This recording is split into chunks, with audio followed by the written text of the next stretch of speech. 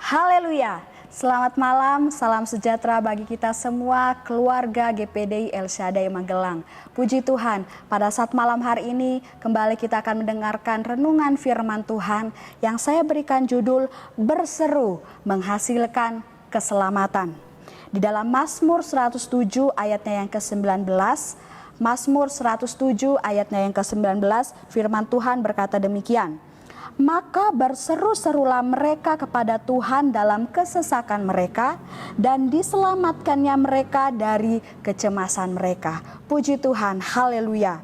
Sesuai dari judul perikop dari ayat ini merupakan nyanyian syukur, ucapan bahagia dari orang-orang yang ditebus, yang diselamatkan oleh Allah. Dan siapakah orang-orang itu? Tentunya kita semua sebagai orang yang sudah diselamatkan oleh Allah, kita yang ditebus oleh Allah, dan kita yang sudah diberikan keselamatan daripada Allah. Kitalah orang-orang yang berbahagia yang firman Tuhan katakan. Dan dalam judul renungan yang sudah saya sampaikan tadi, ada kata berseru.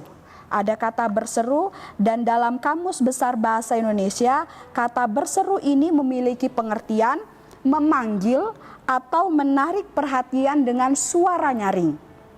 Dan dalam pengertian rohani, kata berseru ini diartikan sebagai berdoa, sebagai komunikasi kita kepada Tuhan dengan doa, melalui doa. Nah, sebagai umat tebusan Allah, kepada siapa kita berseru, kepada siapa kita berdoa, selain kepada Allah yang sudah memberikan keselamatan bagi kita, kepada Allah yang sudah menebus setiap kehidupan kita, dan kepada Tuhan Yesus Kristus yang sudah memberikan jaminan keselamatan itu dalam setiap kehidupan kita. Nah, dalam pengertian dari kata berseru tadi, dikatakan berseru itu adalah memanggil dengan suara nyaring. Nah, tetapi Bapak Ibu saudara-saudari yang terkasih oleh Tuhan, saat kita berdoa, saat kita berseru kepada Tuhan, bukan berarti kita harus berteriak dengan nyaring atau berkata-kata sekencang-kencangnya, ya. Bukan seperti itu Bapak Ibu terkasih dalam nama Tuhan Yesus. Tetapi di sini maksudnya adalah saat kita berdoa kepada Tuhan, saat kita berseru kepada Tuhan, kita mau berdoa dengan sungguh-sungguh. Kita mau menaikkan setiap seruan doa kita dengan sepenuh hati. Sampai benar-benar semua doa kita, semua seruan kita didengar oleh Allah. Sampai benar-benar kita mendapat jawaban daripada Tuhan. Sampai benar-benar kita mampu menarik perhatian Allah supaya Allah mau menjawab setiap seruan dan doa kita. Dan saat kita sudah berdoa kepada Tuhan dan kita menerima jawaban daripada Tuhan, itu tandanya bahwa kita sudah berhasil menarik perhatian Tuhan untuk mendengar setiap doa kita dan kita menerima jawaban daripada Tuhan. Tetapi Bapak Ibu saudara-saudari yang dikasihi oleh Tuhan, bukan berarti saat doa kita belum dijawab oleh Tuhan, doa kita tidak didengar oleh Allah. Ya, saat kita berdoa kepada Tuhan dan kita belum menerima jawaban daripada Tuhan, bukan berarti Allah tidak mendengar doa kita. Tidak seperti itu Bapak Ibu saudara-saudari dikasihi oleh Tuhan. Bedakan kalimat Tuhan tidak menjawab dengan Tuhan belum menjawab. Belum dan tidak adalah dua hal yang berbeda. Saat kita berdoa kepada Tuhan dan kita belum menerima jawaban doa kita daripada Tuhan, itu bukan berarti Tuhan tidak mendengar doa kita. Tetapi Tuhan belum menjawab doa kita. Nah, dan kalau belum, berarti ada waktu yang lain, ada kesempatan yang lain di mana Tuhan pasti akan menjawab doa kita. Sedangkan kalau tidak, berarti tidak ada kesempatan lagi, tidak ada waktu lagi di mana Tuhan akan menjawab doa kita. Jadi beda Bapak Ibu saudara-saudari terkasih oleh Tuhan. Nah, dan saat kita berdoa kepada Tuhan dan mungkin belum mendapat jawaban daripada Tuhan, kita belum menerima pertolongan daripada Tuhan, kita belum menerima jawaban daripada Tuhan, itu tandanya Allah sedang mempersiapkan jawaban yang terbaik bagi kita semua. Allah sedang merencanakan jawaban yang paling tepat, yang paling sesuai dengan kebutuhan kita.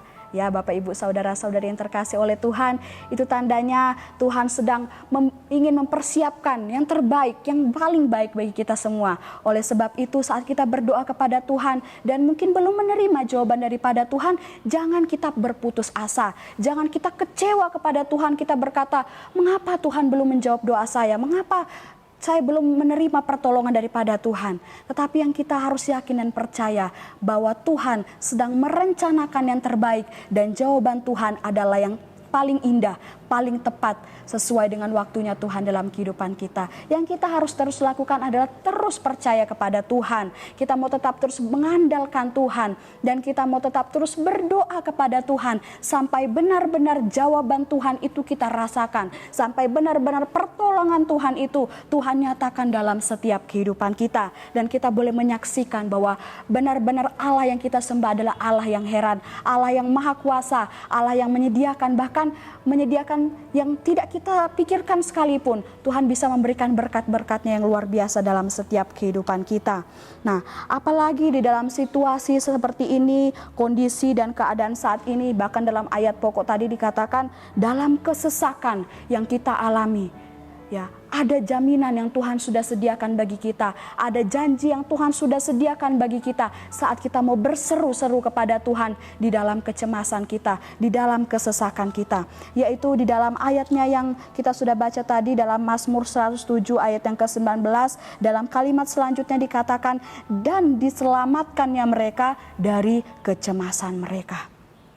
Janji Tuhan yaitu adalah Tuhan menyelamatkan kita dari kecemasan kita, dari kekhawatiran kita, dari ketakutan kita. Dan kalau kita melihat di dalam Filipi 4 ayatnya yang ke-6 sampai ayatnya yang ke-7, Filipi 4 ayatnya yang ke-6 sampai ayatnya yang ke-7, firman Tuhan berkata demikian, janganlah hendaknya kamu khawatir tentang apapun juga, tetapi nyatakanlah dalam segala hal keinginanmu kepada Allah dalam doa dan permohonan dengan ucapan syukur. Damai sejahtera Allah yang melampaui segala akal akan memelihara hati dan pikiranmu dalam Kristus Yesus. Puji Tuhan, ayat ini mengingatkan kepada kita saat kita berdoa kepada Tuhan, saat kita menyampaikan permohonan kita kepada Tuhan, dan kita menyerahkan semua kecemasan kita, kekhawatiran kita kepada Tuhan. Kita akan melihat bahwa Allah sumber damai sejahtera itu akan memelihara kita, memelihara hati dan pikiran kita dengan damai sejahteranya yang luar biasa. Dan saat damai sejahtera Allah itu ada dalam kehidupan kita, Tuhan yang akan memberikan ketenangan bagi kehidupan kita. Sehingga kita tidak perlu takut, kita tidak perlu cemas, kita tidak perlu khawatir. Karena apa? Damai sejahtera Allah memelihara kehidupan kita. Ya, puji Tuhan Bapak Ibu, saudara-saudari yang diberkati oleh Tuhan. Dan ketika kita berdoa kepada Tuhan, kemudian Tuhan menjawab doa kita, tentunya kita harus melakukan dua hal ini. Yang pertama adalah bersyukur.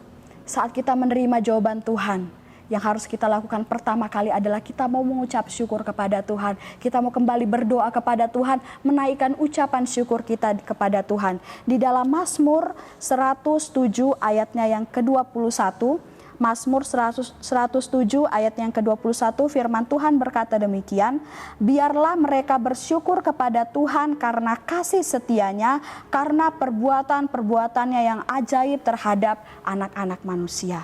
Puji Tuhan, firman Tuhan berkata, biarlah mereka mengucap syukur. Karena apa? Karena perbuatan Tuhan yang ajaib, karena pertolongan Tuhan yang luar biasa yang Tuhan sudah sediakan dalam kehidupan kita. Dan kemudian yang kedua yang kita lakukan saat kita sudah menerima jawaban dari Tuhan, ketika kita sudah mengucap syukur, tentunya kita harus tetap berdoa tanpa putus. Kita berdoa tidak henti-hentinya, kita menaikkan setiap doa seruan kita kepada Tuhan. Walaupun doa kita sudah dijawab, tetapi kita harus tetap terus berdoa kepada Tuhan. Seperti yang dikatakan dalam Efesus 6 ayat 18. Berdoalah setiap waktu di dalam roh dan berjaga-jagalah di dalam doamu itu dengan permohonan yang tak putus-putusnya untuk segala orang kudus. Bapak, Ibu, saudara-saudari terkasih yang diberkati oleh Tuhan, saat kita berdoa, mungkin kita berdoa secara pribadi, tetapi bukan berarti kita hanya berdoa untuk diri kita sendiri, tetapi mari kita mau berdoa bagi banyak orang. Terlebih khusus dikatakan dalam firman Tuhan, berdoa bagi segala orang kudus, sesama umat Tuhan, hamba-hamba Tuhan, pelayanan pekerjaan Tuhan, gereja-gereja Tuhan, bahkan seluruh sesama kita yang ada. Terlebih khusus dalam keadaan situasi yang semakin sulit saat ini, mari kita mau berdoa bersama-sama, tidak hanya untuk diri kita sendiri, tetapi untuk banyak orang. Dan kita akan melihat bahwa doa kita mampu memberkati, menolong banyak orang, dan kita boleh menyenangkan hati Tuhan karena kerinduan kita yang yang mau selalu berdoa kepada Tuhan, membangun mezbah dengan Tuhan melalui doa dan pujian penyembahan kita kepada Tuhan. Puji Tuhan, Tuhan Yesus memberkati kita semua, Bapak Ibu saudara-saudari yang diberkati oleh Tuhan. Kiranya firman Tuhan malam hari ini, renungan firman Tuhan kembali mengingatkan kita bahwa pentingnya kita mau selalu berdoa kepada Tuhan, berdoa di rumah kita masing-masing kepada Tuhan bersama dengan keluarga, dan kita akan melihat bahwa seruan doa kita akan menghasilkan keselamatan bagi kita dan seisi rumah kita. Mari kita sama-sama berdoa. Terima kasih Yesus, terima kasih Bapa, kami bersyukur buat firman-Mu pada malam hari ini. Kiranya boleh memberkati kami semua, mengingatkan kami bahwa sebagai orang yang percaya kepada Tuhan, doa adalah nafas kami sebagai orang yang mengasihi Engkau. Oleh sebab itu kami rindu agar kami mau tetap terus berdoa kepada Tuhan, dan kami mau tetap terus mengucap syukur buat segala perbuatan Tuhan yang ajaib dalam kehidupan kami. Sehingga saat kami terus berdoa kepada Tuhan, kami akan merasakan ketenangan dan kami tidak perlu takut, kami tidak perlu khawatir, karena damai sejahtera Allah akan memelihara hati dan pikiran kami. Terima kasih Yesus, terima kasih Bapa, ini doa kami. Kami bersyukur di dalam nama Tuhan Yesus Kristus. Kami sudah berdoa. Haleluya. Amin.